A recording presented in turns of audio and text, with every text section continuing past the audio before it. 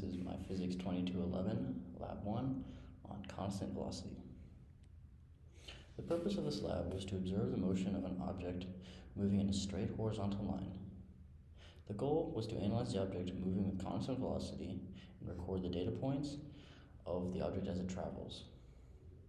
We have some assumptions when recording the data. We assume that there is no acceleration on the object, and we assume that there is zero net force acting on the object as it travels horizontally. The lab covers multiple concepts, mostly about Newton's first law and constant velocity.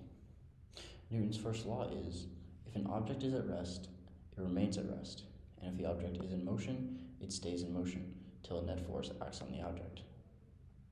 The net force is the sum of all forces on an object. We utilize these equations when analyzing the data and constructing graphs on them.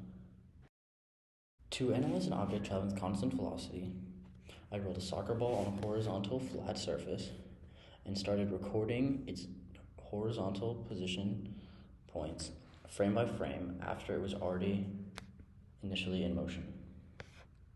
It was to create a computer model of the same soccer ball with the same weight and same initial velocity traveling with zero net force and a constant velocity.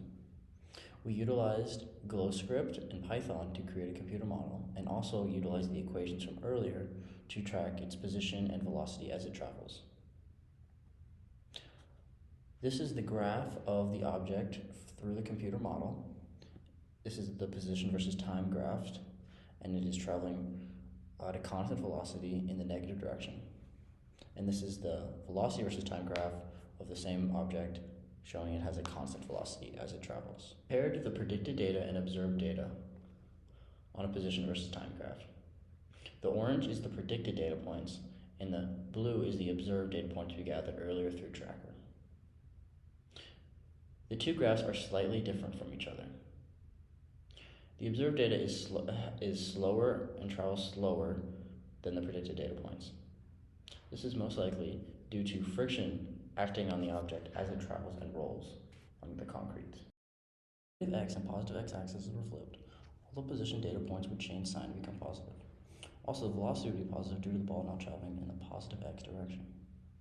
The net force would still be zero, and the ball would still travel with the same magnitude of velocity as it did before when it was traveling in the negative x direction. Also, we have the same assumptions earlier. The net force would still be zero, causing there to be a zero acceleration. The observed data is different from the computational model of the object traveling with zero net force. The observed object is experiencing a net force due to the graphs being different. We can assume some of the forces on the object, like frictional force, gravitational force, and normal force.